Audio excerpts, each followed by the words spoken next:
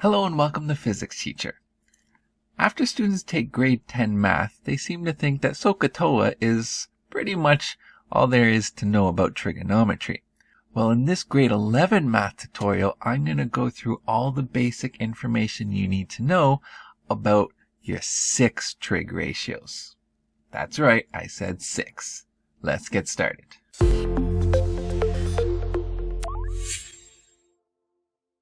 So what are the 6 trig ratios? Well, we remember SOHCAHTOA. So let's go over those first. So here we have a basic triangle. So let's do sine of theta. What would sine of theta be?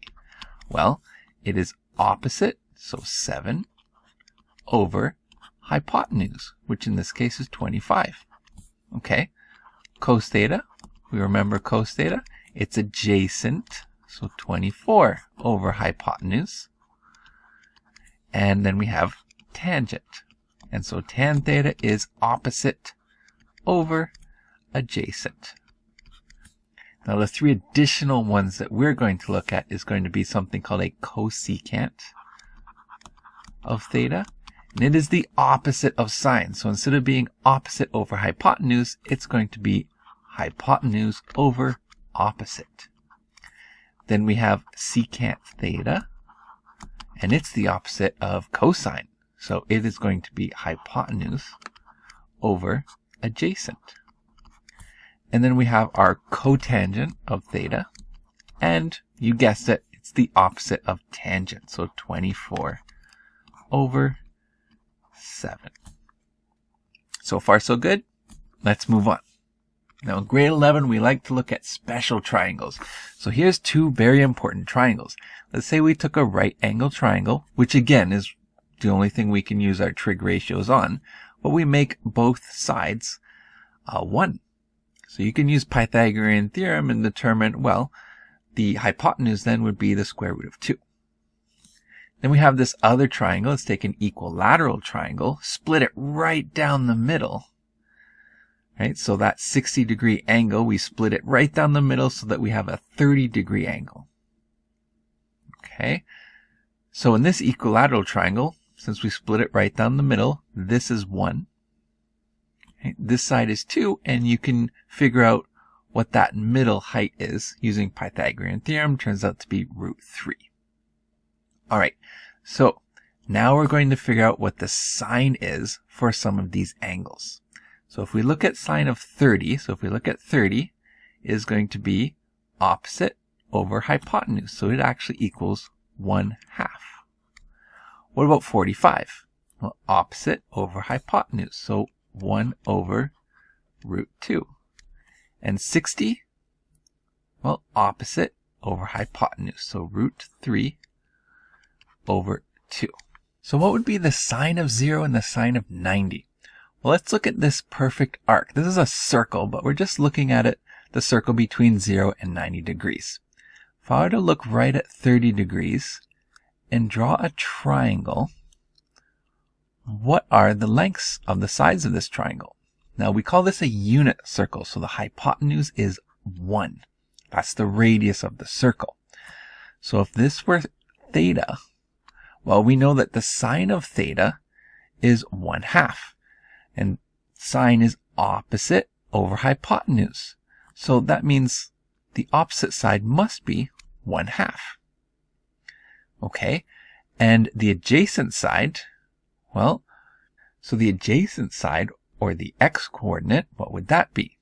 It would need to be the cos of theta, since cosine is adjacent over hypotenuse. So what's the cosine of 30? Let's go back to this triangle here. Cosine of 30 would be adjacent over hypotenuse. So it is root 3 over 2. So that is root 3 over 2. So if we were to write a coordinate for that point, the x-coordinate would be the cosine value, and the y-coordinate would be the sine value. Now, if we were to look at this point here, which is 1 and 0, then we can extrapolate that the cosine of 0 is going to be 1, and the sine of 0 is going to be 0. And similarly, if we look at this coordinate here, which is 0 and 1, then we know that the cosine of 90 is going to be 0, and the sine of 90 is going to be 1. Now let's fill out the rest of our table here. So the cosine of 45, so back to this triangle, is going to be 1 over root 2. You can probably see a pattern here since sine and cosine are the opposites, but let's go over here to 60. Adjacent over hypotenuse is 1/2. All right, well, let's look at the tangent. So 30 degrees, so this triangle. Well, opposite over adjacent, that's 1 over root 3. What about 45? 1 over 1, so that's 1. And 60? Well, opposite over adjacent, that's root 3. Well, what about the tan of 0 and 90? Well, notice that we can get these numbers by simply taking the sine of the angle and dividing by the cosine of the angle. And so 1/2 divided by, let's try it, so 1/2 divided by root 3 over 2 is equal to what? Well, let's make this easier by multiplying the reciprocal, so 2 over root 3. 2's cancel, and we get 1 over root 3. So that's the tan. All right, well, what happens if we do 0 divided by 1? 0 divided by 1 is just going to be 0. And what happens if we do 1 divided by 0? Well, that's going to be undefined. So these are the special angles we're going to need to remember in grade 11 trigonometry. And now that we know this information, let's solve a couple of problems here. It says determine two angles between 0 and 360 degrees that have, question A, the sine of theta equals negative root 3 over 2. What's this negative here? Right? It's not root 3 over 2, it's a negative root 3 over 2. Well, we can have an angle for theta to be beyond 90 degrees. Right? We can have it over in this quadrant, say between 90 and 180, or over in this quadrant between 180 and 270, or between 270 and 360 in this quadrant. So we call this quadrant 1, quadrant 2, quadrant 3, and quadrant 4. And here's a good mnemonic. This is called the CAST rule. C-A-S-T. So in quadrant 1, all of our trig ratios are positive. In quadrant 2, only sine is positive. In quadrant 3, only tan is positive. And in quadrant 4, only cosine is positive. So in which quadrants is the sine going to be negative then? Well, it's going to be 3 and 4. So we have two possible situations here. We can have some line somewhere in quadrant 3. And so we need to figure out what that angle is. Or some line in quadrant 4. And so we need to figure out what this angle is. So how are we going to do this? Well, let's ignore the negative for a second. Root 3 over 2, that would be 60 degrees. And that 60 degrees is to the x-axis. Now that could be this as well. This would be 60 degrees because it's the angle to the x-axis. Similarly, this would be 60 degrees because it's the angle to the x-axis. So what's this entire angle? Well, it would be 180 degrees plus 60 degrees, which is 240 degrees. So the sine of 240 is equal to negative root 3 over 2. But it's not our only solution. We also have this one. So we can do a full circle, which is 360 degrees, and then subtract that 60 degrees, which is 300. So both the sine of 240 and the sine of 300 is equal to minus root 3 over 2. Check it on your calculator. All right, let's try the next one. So the tan of theta is equal to 1 over root 3. So where is tan going to be positive? Well, it's going to be positive in quadrants 1 and 3. So we have two situations. One, where we're somewhere over here, and that's our angle. And two, where we're somewhere over in quadrant 3, and this is our angle. Well, the tan of theta being 1 over root 3 is right here. So that's 30 degrees to the x-axis. Well, that helps us solve the first problem because that's all we need to know. The second problem, that's going to be 30 degrees to the x-axis. So simply 180 plus 30 is equal to 210 degrees. So the tan of 30 is equivalent to the tan of 210 degrees. We got it? Let's do one more. Our last one looks at the cosecant of theta, and it says it's minus root 2. This one seems a little bit tricky. Let's write this as root 2 over 1. Now, if you remember, the sine of theta is the exact opposite of the cosecant, so it would be 1 over root 2. And then we'll throw that negative in there. So these are equivalent. So what we can do is simply find out where the sine of theta would be negative 1 over root 2. So where's the sine negative? Well, in quadrants 3 and 4. So we need to find this angle, and we need to find this angle.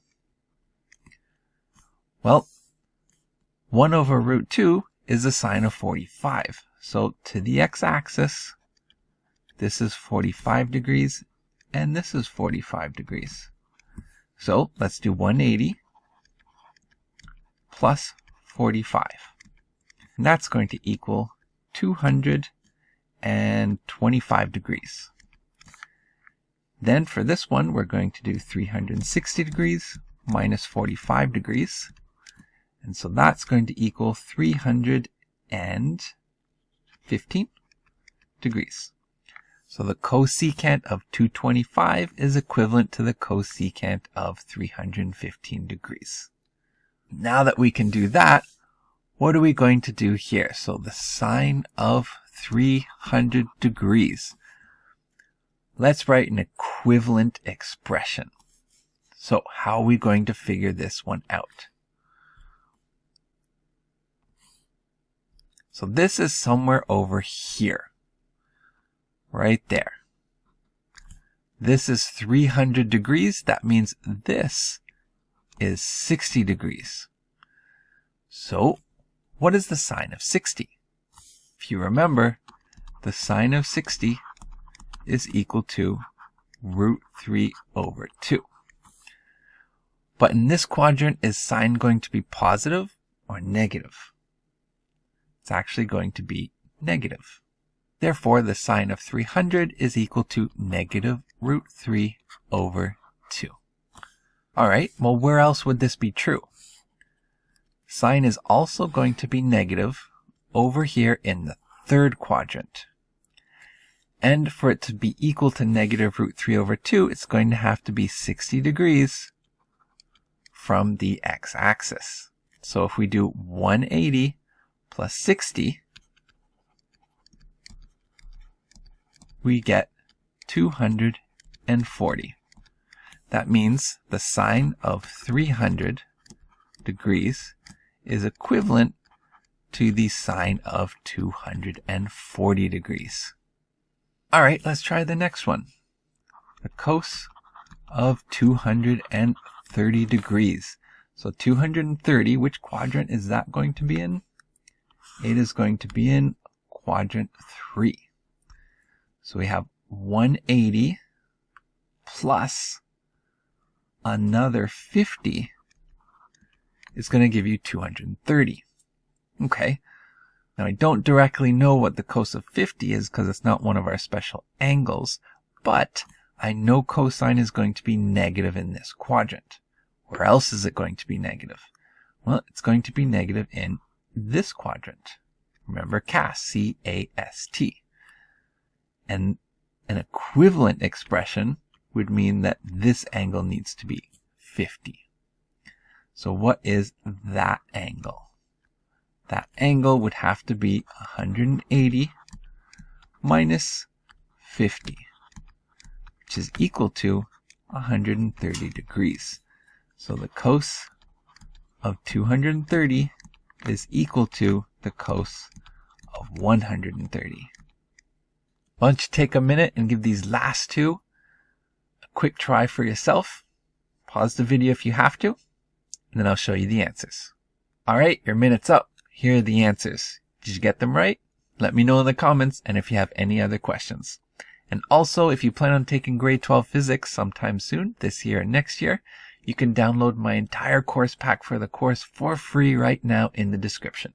Check it out, and thanks for watching.